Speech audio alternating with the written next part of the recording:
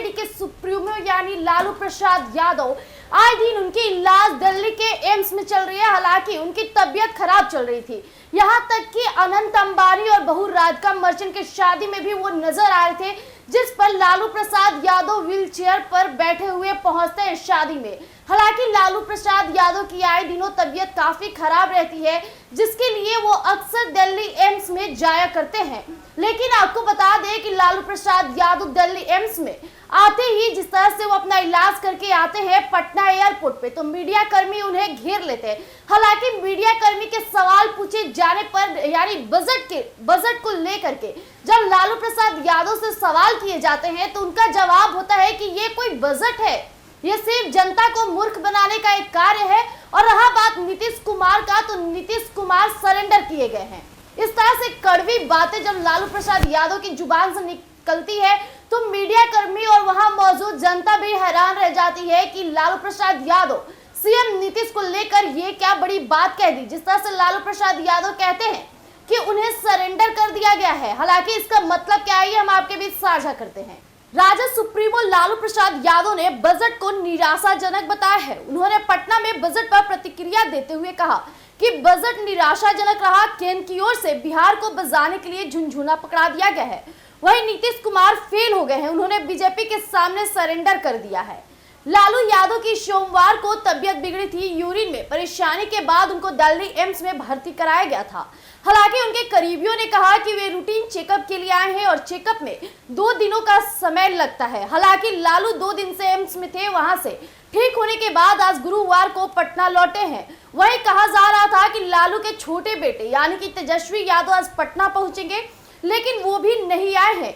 आज राजद विधायक दल की बैठक भी होनी है, जिसमें तेजस्वी के रहने की बात की जा रही थी। वहीं आपको बता दें कि 2 दिन पहले लालू ने केंद्रीय बजट पर तंज कसा था। उन्होंने बजट को आम आदमी के दिल पर खंजर बताया था। वहीं लालू ने एक्स पर लिखा था कि एक घिसा पिटा हट है और ये बजट जुमलों की रट है बजट। और आपको बता दें गरीब और किसानों के सपने कर रहा है बंजर है ये बजट, आम आदमी के दिल पर खंजर है ये बजट।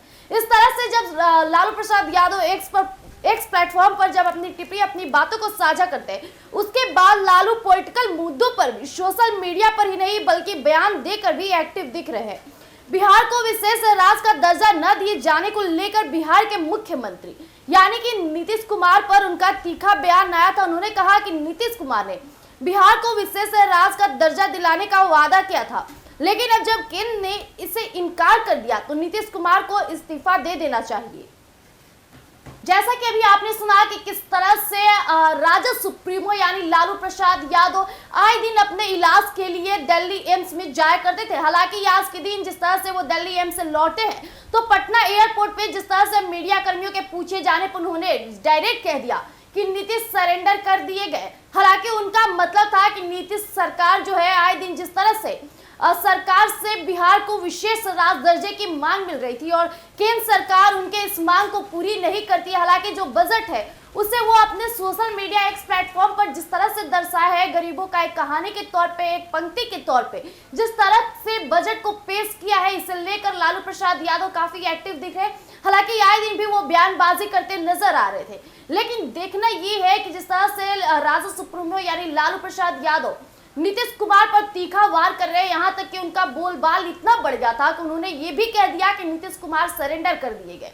हालांकि अब उनका मांग है कि नीतीश कुमार जिस तरह से बिहार को विशेष राज्य का दर्जा नहीं दिला पाए, अब उन्हें इस्तीफा दे देना चाहिए। हालांकि आज के दिन बैठक जारी हो रही थी, खबरें सामने आ रही थी कि आज के दिन लालू प्रसाद यादव के बेटे यानी तेजस्वी यादव भी पटना आएंगे और जिस तरह से बैठक की दल बैठेगी और बिहार में हो रहे विशेष राज्य को लेकर के और ना सिर्फ बजट को लेकर कई मुद्दों पर बात की जा रही है। आगे देखना दिलचस्प होगा। तब तक के लिए बने रहिए एक न्यूज़ 24 पर। अगर आप हमें YouTube चैनल पर देख रहे हैं तो हमारे YouTube चैनल एक न्यूज़ 24 को सब्सक्राइब फॉलो जरूर कीजिएगा। धन्यवाद।